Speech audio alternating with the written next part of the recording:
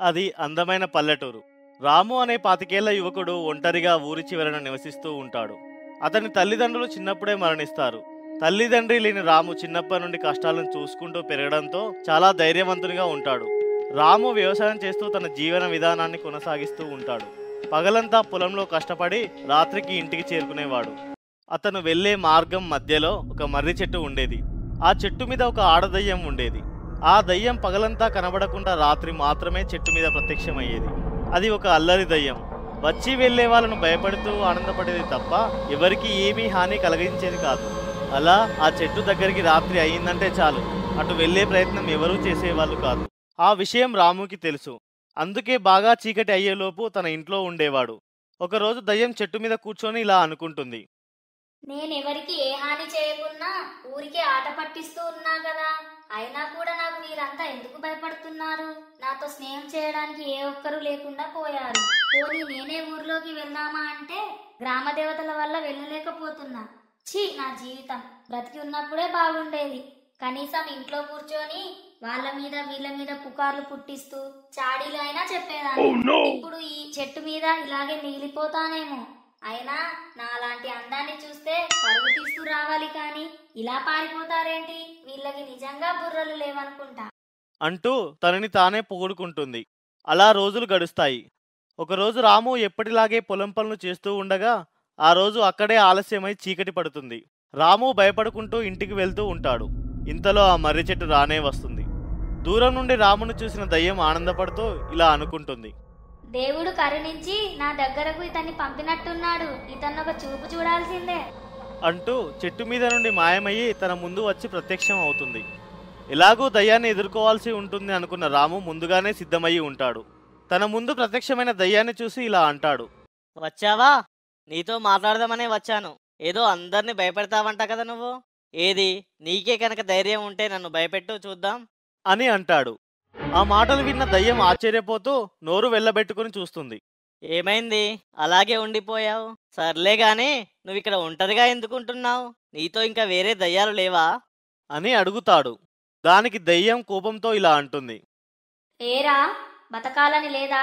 నా దగ్గరికి రావడమే కాకుండా ఏదో నీ పెళ్ళంతో మాట్లాడుతున్నట్టు అన్ని ప్రశ్నలు వేసి విసిగిస్తున్నావు. అయినా నువ్వు ఒక్కదానివే ఉంటున్నావు కదా పాపం. మంచి చెడు తెలుసుకుని స్నేహం చేద్దాం అనుకుని వచ్చాను. కానీ నువ్వేమో ఇలా గొడవ పెడుతున్నావు. సరేలే, మరి నేను వెళ్ళిపోతాను. ఎక్కడికి రా వెళ్ళేది?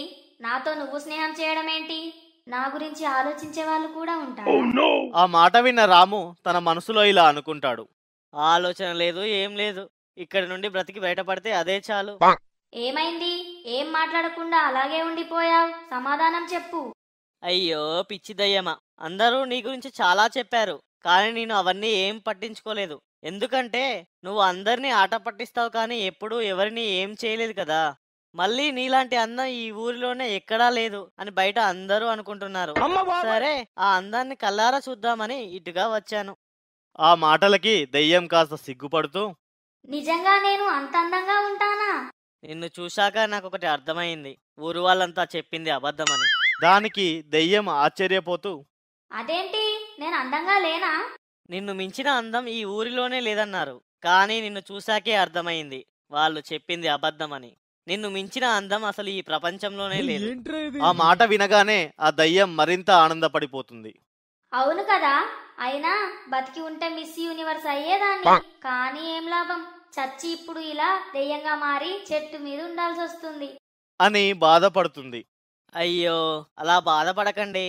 అయినా మీరు అలా ఎలా చనిపోయి దయ్యంగా మారారు? అయ్యో, అదో పెద్ద స్టోరీ లేండి. నేను అందాల పోటీకి సిద్ధమయ్యే సమయంలో నా అందాన్ని మరింత పెంచుదామని ఒక చిన్న ప్రయత్నం చేశాను. అది విఫలమయ్యే ఇప్పుడు ఇలా అయ్యాను. అవునా? ఏంటి ఆ ప్రయత్నం? ఏమీ లేదు. అందరూ మేకప్ మొహం మీద వేసుకుంటే అందంగా ఉంటారు కదా అని నేను కూడా అలాగే మేకప్ వేసుకొని మా బావకి చూపిద్దామని మేకప్ వేసుకున్నా. కానీ అది కాస్త ఎక్కువ అయ్యింది. మేడ మీద ఉన్న మా బావ దగ్గరికి వెళ్ళాను. చీకట్లో సడన్ గా నన్ను చూసి దెయ్యం అనుకొని కంగారులో నన్ను తోసేశాడు. అంతే, తీరా చూస్తే ఇలా నిజంగా దయ్యమయ్యి చెట్టు మీద ఉండిపోయాను. రాము తన మనసులో, తిక్క కుదిరింది దీనికి. దీన్ని మామూలుగానే చూడలేం, మళ్ళీ మేకప్ అంట. అయినా వాడెంత భయపడ్డాడో. ఏదైతేనేం దీని తిక్క కుదిర్చాడు. ఏమైంది? ఏం మాట్లాడడం లేదు? అయ్యో అదేం లేదండి, మీ కథ విని నాకు చాలా బాధగా ఉంది. మీరు బ్రతికి ఉంటే మీకు చాలా మంచి భవిష్యత్తు ఉండేది. హా అవును, కానీ ఏం లాభం? సరే కానీ నాకు ఒక చిన్న సాయం చేస్తావా?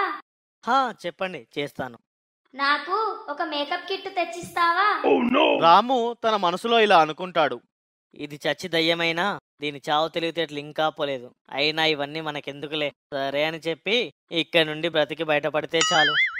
ఏమైంది? ఏం ఆలోచిస్తున్నావు?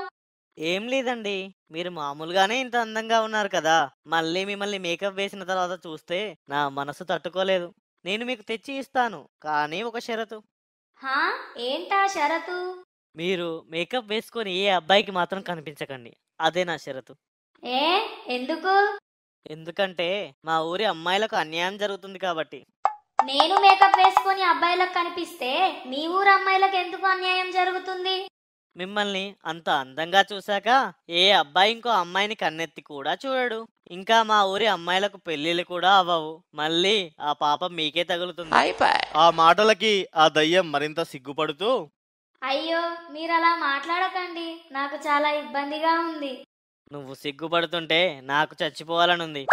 సరే అండి, నేను వెళ్ళి రేపు ఇదే సమయానికి మీకు కావాల్సిన మేకప్ కిట్ తీసుకొని వస్తాను అని చెప్పి బ్రతికానురా దేవుడా అంటూ అక్కడి నుండి వెళ్ళిపోయాడు. మళ్ళీ ఆ చెట్టు వైపు ఎప్పుడూ వెళ్ళలేదు. కానీ ఆ దయ్యం మాత్రం రాము మేకప్ కిట్ తెస్తాడన్న ఆశతో ఎదురు చూస్తూ ఉంటుంది. Hi everyone, welcome to crazy TV. తెలుగులో చక్కటి కథల కోసం మా ఛానల్ని లైక్, కామెంట్ చేసి సబ్స్క్రైబ్ చేసుకోండి. బెల్ ఐకాన్ కొట్టడం మాత్రం మర్చిపోకండి.